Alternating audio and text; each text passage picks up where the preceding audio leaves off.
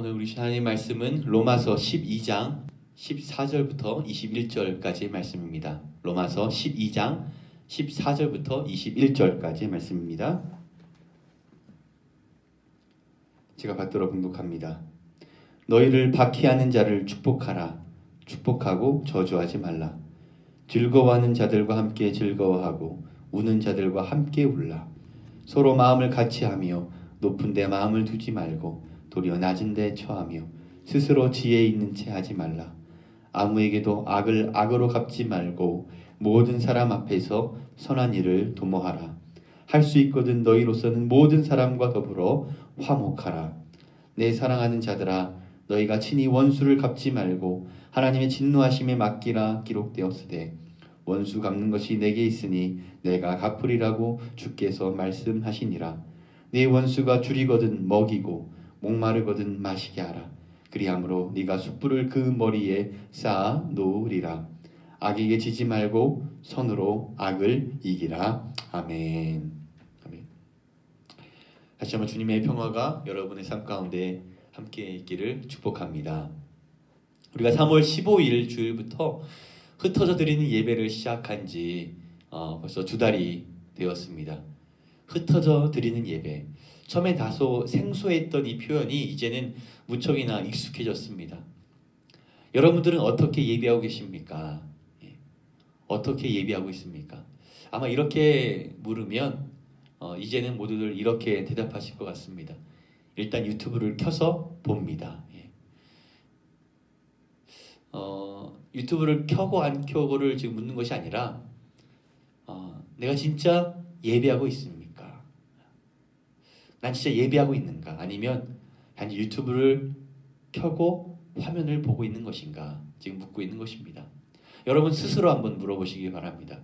나는 진짜 예배하고 있는지, 그리고 하나님께서 받으실 만한 예배인지. 5월이 되면서 제 안에 갈등도 많아졌습니다. 지금의 이 코로나가 무슨 대수라서 이로 인해 예배가 어떻게 방해될 수 있느냐며 하루빨리 모여서 드리는 예배, 인퍼슨 예배를 해야 한다는 교회, 그리고 지금 그렇게 이미 시작한 교회도 있고, 반대로 최대한 코로나가 다 지나갈 때까지 기다려야 한다는 조심성 있는 교회들도 있기 때문입니다. 아마 우리 안에도 어서 빨리 모여야 한다는 그렇게 생각하는 분들도 계실 것이고, 또 반대로 될 수 있는 한 계속해서 모이면 안 된다라고 하는 분들도 계실 것입니다. 자, 모여서 예배하느냐, 흩어져 예배하느냐, 그 문제를 놓고 고민하고 갈등하기 전에 먼저 말씀드린 것처럼 나 스스로를 진짜 심각하게 한번 점검해 보아야 합니다. 나는 진짜 예배하고 있는지. 우리의 준비 과정부터 한번 생각해 봅시다. 나는 나의 죄를 주님 앞에 고백하며 회개하는 가운데에 주님의 은혜를 정말 소망하고 기대하면서 그 은혜에 힘입어 예배하고 있는가? 아니면 그냥 유튜브를 켜고 준비된 영상을 보고 있는가? 주님 앞에 나의 중심과 마음을 담아 감사의 예물을 드리고 나의 삶을 드리며 예배하는가? 아니면 그냥 유튜브를 켜고 보면서 그것을 예배라고 말하고 있는가? 나는 하나님의 교회와 지체들, 우리의 이웃들, 이 나라와 이 민족을 위하여 나를 사용해 달라고 기도하면서 예배하는가? 아니면 내가 이 시간 유튜브를 켜고 보는 이 시간으로 내 스스로를 할 것 다 했다고 만족하며 그렇게 느끼고 있는가 하는 것입니다. 하나님의 백성으로서 시작이요 기본은 예배입니다. 하나님의 백성으로서 그 목적과 종착지도 예배입니다. 그런데 그 예배가 하나님을 영화롭게 하지 못하고 나의 만족으로 끝나고 있다면 우리는 정말 심각하게 고민해 보아야 할 것입니다. 하나님을 예배함에 있어서 게으러지고 나태해져 가고 있다면 언제 모여야 한다, 뭐 이렇게 해야 한다, 저렇게 해야 한다를 논하기 전에 먼저 여러분 스스로, 나 스스로를 먼저 가다듬을 수 있어야 합니다. 그 페이스북에 재미난 사진들이 올라온 것을 보았는데 그 사진의 내용은 이렇습니다. 첫 번째 사진에는 온라인 예배를 시작하는 첫 주 사진으로 사람들이 어떤 깔끔하고 준비된 모습을, 또 그런 모습으로 예배하는 그 모습을 우리가 볼 수 있습니다. 그러나 2달이 지난 그 다음 사진에는 흐트러지고 넋이 나가 있는 그런 우스꽝스러운 사진이었습니다. 그 두 사진을 비교하면서 처음 가졌던 그 마음의 그 자세와 우리의 모습과 지금의 그 우리의 나태함의 모습들을 비교해서 보여주고 있는 것이죠. 남 이야기가 아니라 혹시 우리들의 이야기, 우리들의 자화상은 아닐까요? 여러분 가운데 예배 생활이 무너졌음을 깨달은 분들이 계시다면 지금 이 순간부터 다시 중심을 다잡아갈 수 있기를 바랍니다. 목사님, 잘 안 되고 있어요. 저는 도움이 필요해요. 함께 모여 예배하고 신앙생활 했던 것이 이렇게 귀하고 소중한 줄 몰랐습니다. 이렇게 생각하신다면, 그래서 함께 예배하기를 원하신다면 하루빨리 우리가 다 같이 모일 수 있도록 그렇게 기도해 줄 수 있기를 부탁드립니다.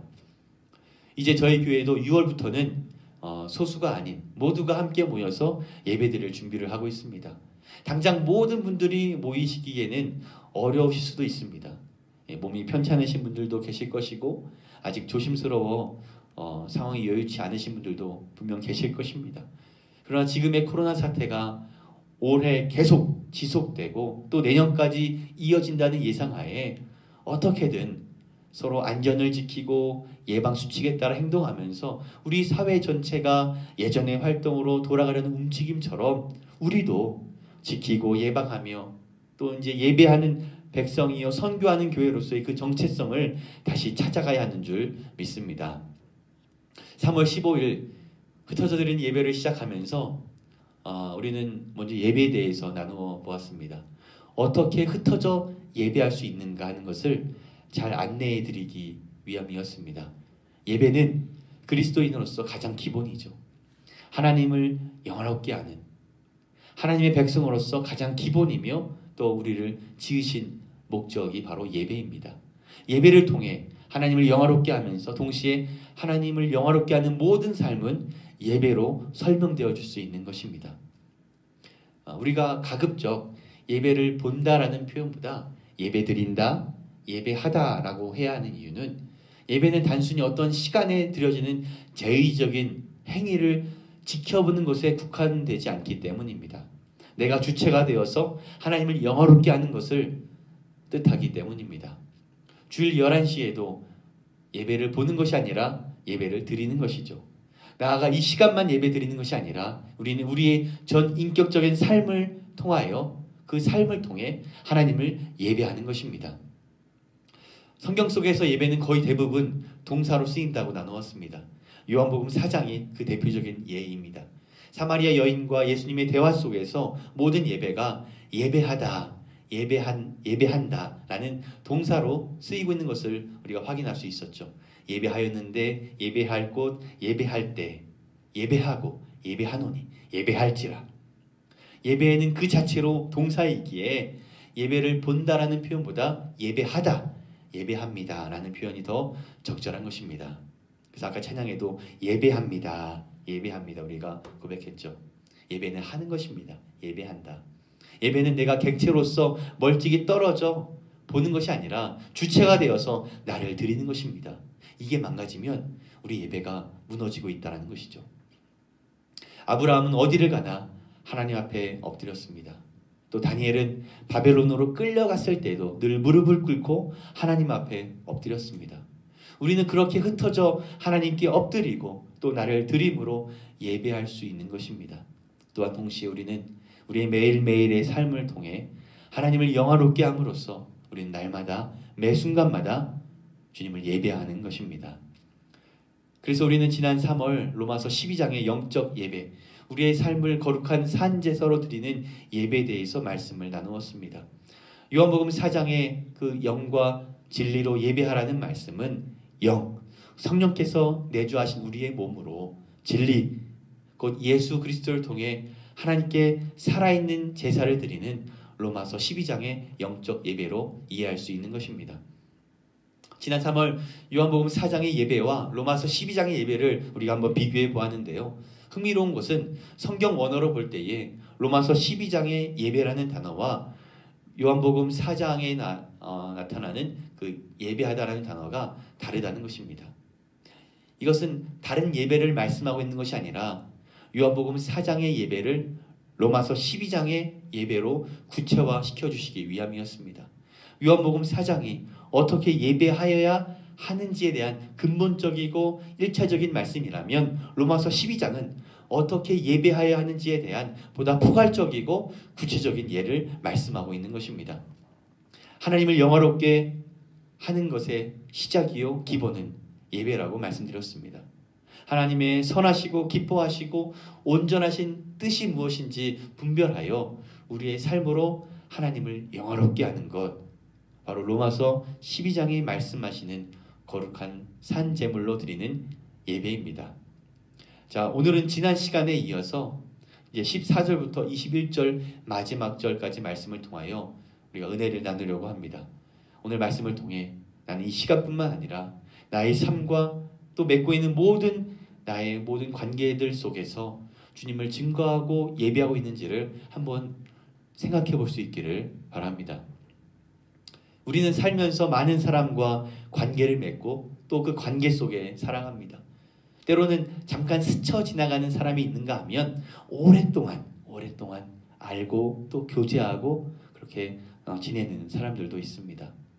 나와 친한 사람이 있는가 하면 조금은 서먹하거나 거리가 있는 사람들도 있습니다.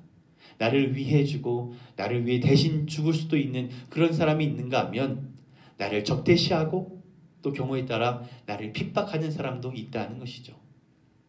로마서 12장은 단순히 주일 1시간 예배하는 것으로 그치지 않고 어떻게 이런 삶과 모든 관계들 속에서 하나님을 예배하며 살아갈 수 있을까 하는 질문을 우리에게 지금 던지고 있는 것입니다. 여러분도 이 질문에 진지하면서 또 조심스럽게 답을 해보시기 바랍니다.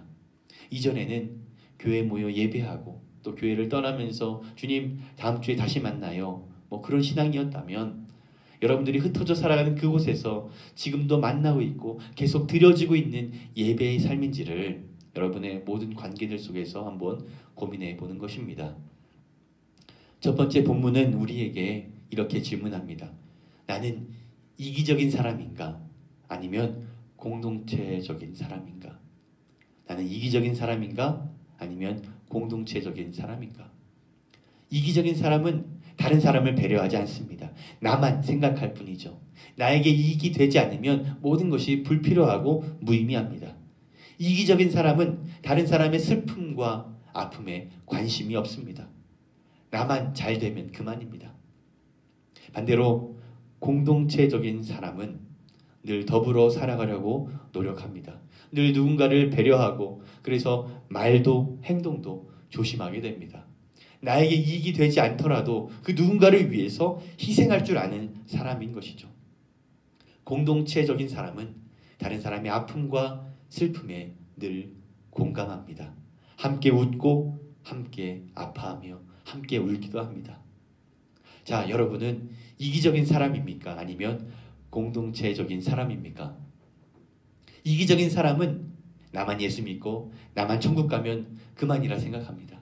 하지만 공동체적인 사람은 넓게는 지체들과 믿지 않는 이웃들을 위해 기도하는 사람이고 또 좁게는 가까이는 다른 누군가를 위해 그 사람의 그 한 영혼의 영혼을 그 위에 배려하면서 신앙생활하는 사람입니다.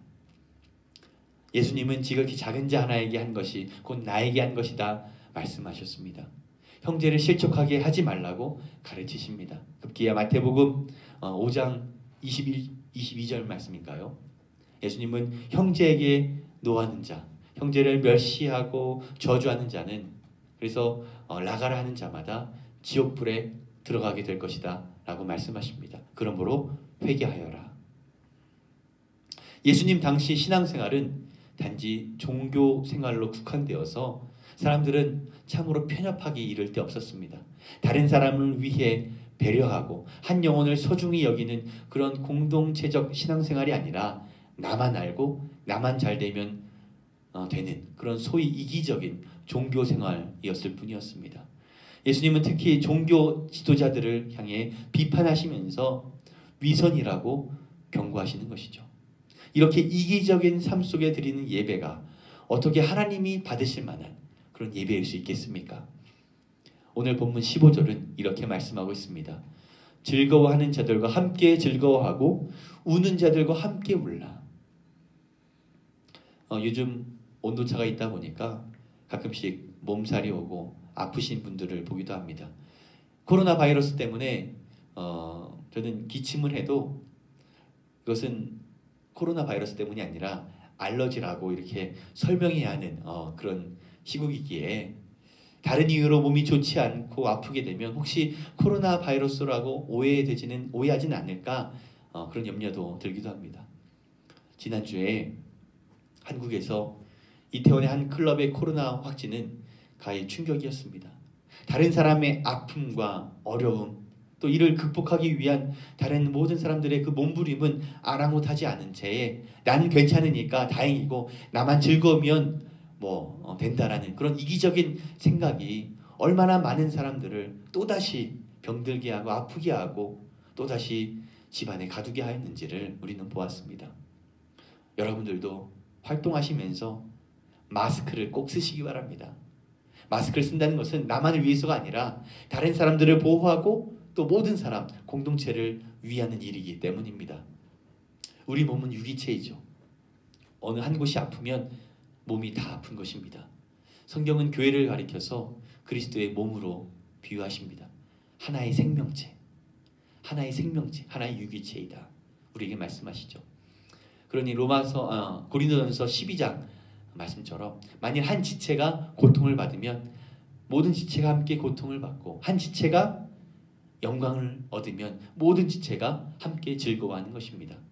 오늘 15절에 즐거워하는 자들과 함께 즐거워하고 우는 자들과 함께 울라는 말씀은 우리가 교회 안에서 친한 사람들끼리 한정지어 그렇게 함께 울고 함께 웃으라고 함께 즐거워하라고 하신 말씀이 아니라 교회 안에 있는 사람들뿐만 아니라 교회 밖에 있는 사람들과도 이러한 관계를 맺어 나가야 한다는 것입니다. 우리가 그렇다고 억지로 즐거워하고 억지로 울라는 그런 이야기가 아닙니다. 성령님의 탄식과 공감하심이 내 안에 역사하실 수 있도록 우리가 구하고 기도해야 할 것입니다. 우리가 지난주 출애굽기 말씀을 통해 우리와 공감하시는 하나님에 대해서 나누어 보았습니다. 이 땅에 인간의 몸을 입고 오신 독생자 예수 그리스도는 우리의 연약함을 채울하신 하나님이셨습니다. 그리고 요한복음 15장에서 예수님은 우리를 친구라 불러주시죠. 너희는 나의 친구다. 사랑하는 성도 여러분, 함께 즐거워하고 함께 울 수 있는 친구가 있다는 것, 영원토록 나의 길을 인도하시고 동행하시는 친구가 있다는 것, 그것이 우리의 참다운 행복이 아니겠습니까? 그렇다면 그 행복 바이러스를 전해주는 것이 이제 우리의 사명이 되는 것입니다. 하나님의 마음으로 함께 울고 함께 웃으며 동행하시는 예수 그리스도를 전할 수 있는 저와 여러분 될 수 있기를 주님의 이름으로 축복드립니다. 우리가 이기적인 종교생활이 아니라 공동체적인 신앙생활을 위해서 꼭 기억해야 할 것이 하나 더 있습니다. 그것은 겸손입니다. 겸손. 이것은 16절 말씀처럼 서로 마음을 같이 하고 낮은 데 처하며 스스로 지혜 있다 하지 않는 것입니다. 민족과 계급, 생활 정도가 다양했던 당시 로마 사회에서 상대방과 동일한 생각을 하며 상대방의 입장에서 생각한다는 것은 지금보다 더 어려운 일이었습니다. 또 그럴 필요도 없었습니다. 노예의 그 마음과 종의 마음을 내가 헤아려 줄 필요도 없었습니다. 마음을 같이 할 필요가 없었다는 것이죠. 높은 자리에 있는 사람이 낮은 자리로 내려올 필요가 없었습니다. 하지만 낮아지시기까지 순종하신 예수님의 그 겸손은 그런 인간들의 마음을 뒤집어 놓으셨습니다. 겸손이 아니고서는 예수님을 말할 수 없습니다. 겸손하지 않고서는 우리는 신앙을 말할 수 없습니다. 이해하다라는 그 말은 영어로 understand라고 하지 않습니까? understand는 문자 그대로 상대방의 아래에 서는 것입니다. 상대방보다 높은 곳이 아닌 상대방보다 다른 사람보다 낮은 자리에 설 때에 정말 그 사람을 이해해 줄 수 있는 것입니다. 내가 낮은 자리로 내려올 때에 그 사람과 마음을 같이 할 수 있는 것이고 그 사람의 마음을 헤아려 줄 수 있는 것입니다. 나만을 생각하기보다 주변의 사람들을 이해할 수 있기를 축복합니다. 옆에 있는 이웃을 이해할 수 있기를 축복합니다. 우리가 말씀을 언더스탠하면 언더스탠할수록 말씀은 우리를 사람들 앞에 언더스탠하게 하십니다. 그것이 말씀이 우리를 가르치시는 예배의 삶이기 때문이죠. 오늘 본문에서 두 번째 우리에게 이렇게 질문하십니다. 나는 축복하는 사람인가? 아니면 저주하는 사람인가? 오늘 14절 말씀은 내가 누구를 축복하고 있고 누구를 저주하고 있는지를, 그 관계들을 구분하라는 의미가 아니라, 그렇게 말씀하시는 것이 아니라 원수까지도 축복할 수 있는지를 우리에게 묻고 있는 것입니다. 로마 시대에 그리스도인들은 신앙에 반대하는 사람들에게 박해를 받거나 핍박을 당하기도 하였습니다. 오늘날로 말하면 나와 다르다고 해서 차별하고 반대하고 적대시하는 그런 사람들이었던 것입니다. 우리는 사도행전에서 마치 예수님께서 십자가에서 그러셨듯 돌을 던지는 사람들을 용서하며 죽어간 스데반 집사님을 우리는 기억합니다. 어떻게 스데반은 그럴 수 있었을까?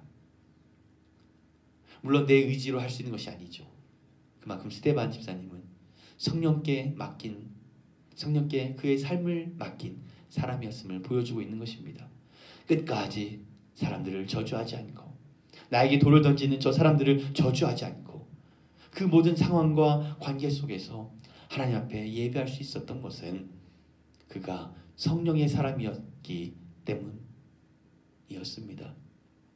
우리도 성령을 의지하며 또 성령의 인도하심을 구하며 그 인도하심 따라 살아갈 때에 원수까지도 용서할 수 있도록 성령의 열매로 우리 가운데 함께하여 주시는 줄 믿습니다.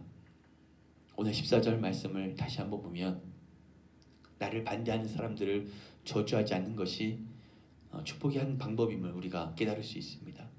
나를 반대하지 않는 사람들을, 나를 반대하는 사람들을 저주하지 않는 것은 축복의 한 가지 방법입니다. 스데반 집사님도 끝까지 그들을 저주하지 않았습니다. 예수님께서도 십자가상에서 자신은 비록 사람들에 의해 저주받을지언정 사람들을 저주하지 않으셨습니다. 오히려 용서하셨죠. 여러분 같으면 어떻게 하셨겠습니까? 우리는 나를 반대하는 사람 혹은 나와 적대시하는 그런 사람이 있을 때에 너무나 쉽게 그 사람을 비방하고 욕하고 저주하고 있지 않습니까? 이 로마서가 쓰여질 당시 로마 시대의 법은 눈은 눈으로, 이는 이로 갚아줘야 하는, 또 갚아야 하는 그런 동해 보복법을 원칙으로 하고 있었습니다. 똑같이 해를 가함으로써 과도한 보복을 삼가고 해를 가한 만큼, 해를 받은 만큼 처벌을 받는 내 목적을 둔 것입니다. 동해 보복의 법 원리는 오늘날까지도 어떤 사법적인 판결에 있어 유효하게 적용되어지기도 합니다. 또 구약의 율법에서도 이 같은 법의 적용이 분명히 드러나기도 합니다. 출애굽기 21장을 보면 눈은 눈으로, 이는 이로 갚으라 명하시죠. 이는 하나님의 공의를 나타내시기 위함이었습니다. 그러나 신약 성경에서 하나님의 공의 위에 예수 그리스도의 그 사랑과 용서의 법이 더하여집니다. 마태복음 5장에서 예수님은 너희가 눈은 눈으로 이는 이로 갚으라 하는 말을 들었으나 나는 너희에게 이르노니 악한 자를 대적하지 말고 누구든지 너희 오른밤 뺨을 치거든 왼뺨도 돌려대라고 말씀하시죠. 예수님의 말씀은 보복하지도 말고 아무런 저항조차 하지 말라는 법이 아니었습니다. 인도의 간디는 예수님의 가르침 속에 깨달음을 얻고 무저항 운동을 하였다고 하지만 예수님은 아무런 저항을 하지 말라고 가르치신 것이 아니었습니다. 17절 말씀처럼 악을 악으로 갚지 말고 선한 일을 도모하라. 21절 말씀처럼 악에게 지지 말고 선으로 악을 이기라. 다시 말하면 저항하되 선으로 저항하라. 선으로 악을 이기라고 말씀하신 것이죠.